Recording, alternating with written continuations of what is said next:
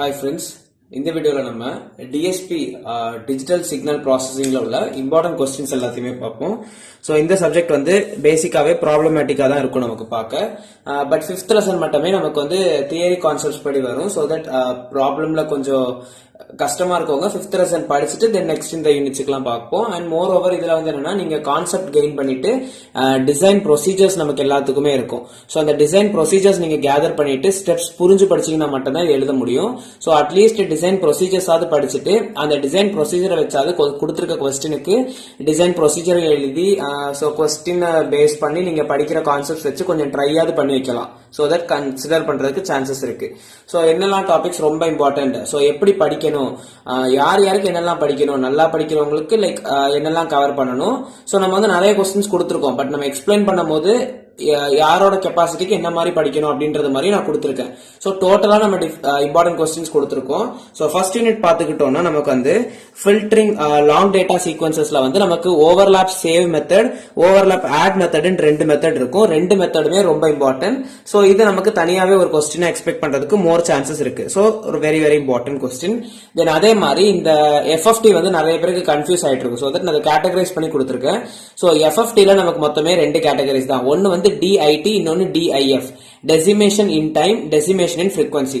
So அதே இதுல அதுக்கு இன்வர்ஸாவும் கேட்கலாம். So inverse decimation in time, inverse decimation in frequency domain அப்படி நமக்கு இருக்கு. ஓகேவா? சோ தட் எஃப்எஃப்டில நமக்கு மொத்தமே ரெண்டு கான்செப்ட், DIT, DIF. அதுல இன்வர்ஸ் கான்செப்ட்ஸும் இருக்கும். ஒரு ஐ மட்டும் எக்ஸ்ட்ரா வரும்.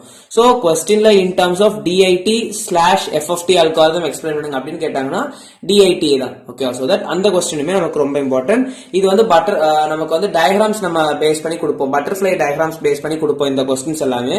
சோ ரொம்ப ஈஸியான கொஸ்டின்ஸ். கால்குலேட்டர் யூசேஜ் தெரிஞ்சிருக்கணும். மோர் ஓவர் கொஸ்டின்ஸ் வந்து நமக்கு சால்வ் பண்ண ஸ்டெப்ஸ் தெரிஞ்சிருச்சுன்னா எத்தனை கொஸ்டின்ஸ் கேட்டாலுமே நமக்கு அதை ஆன்சர் பண்ணிட முடியும். சோ ஒரு 2 to 3 கொஸ்டின்ஸ் பிராக்டிஸ் பண்ணிட்டாலே அதெல்லாம் எழுதிட முடியும். ஓகேவா?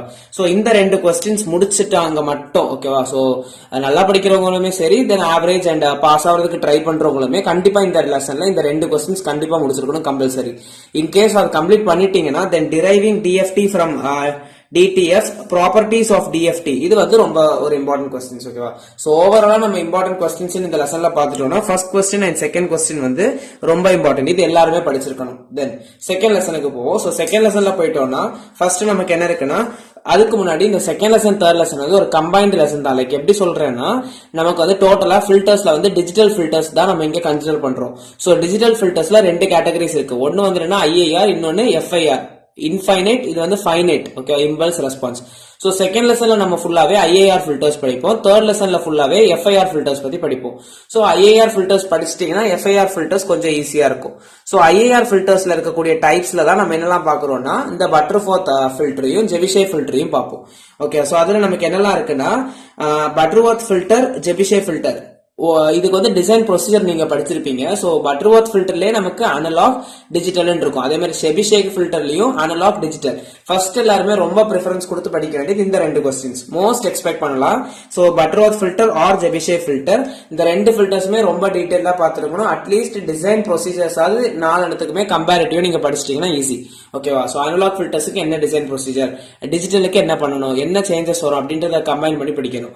சோ பட்டர்வொர்த் ஃபில்டருக்கு இன்னொரு நேம் தான் என்னன்னா மேக்ஸிமலி ஃபிளாட் அப்ராக்சிமேஷன் ஃபில்டர். இப்படியும் கேட்கலாம் கொஸ்டின்ஸ்ல. அதே மாதிரி ஜெபிஷே ஃபில்டருக்கு இன்னொரு நேம் தான் என்னன்னா EQ ripple approximations. Okay, so ரொம்ப இம்பார்ட்டன்டான கொஸ்டின்ஸ். தென் இத இன்கேஸ் இந்த கொஸ்டின்ஸ் வந்து நீங்க படிச்சிட்டீங்கன்னா மட்டும் தென் நெக்ஸ்ட் கொடுக்கறதுல போங்க.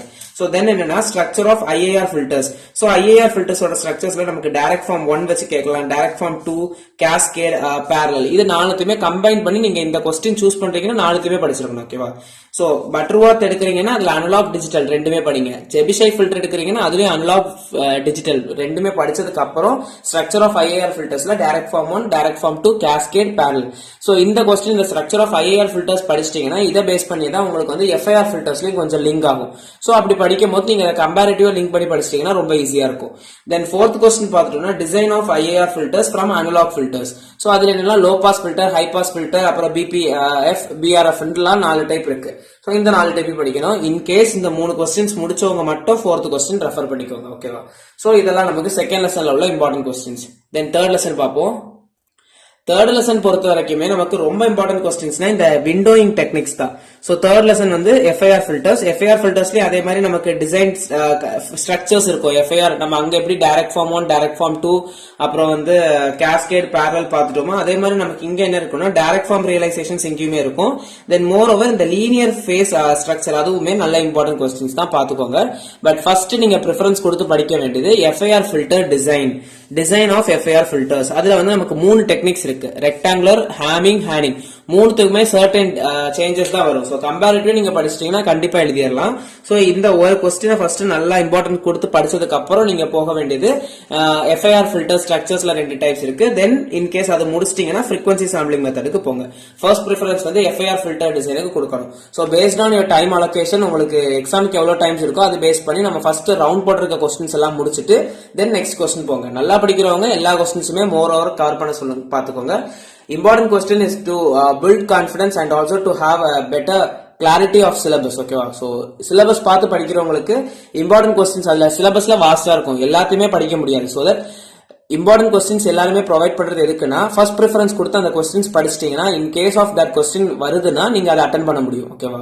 சோ அதனால இம்பார்ட்டன்ட் கொஸ்டின்ஸ் பார்த்து படிக்கிறதுல அட்வான்டேஜஸும் இருக்கும், டிஸ்அட்வான்டேஜஸ் இருக்கும்.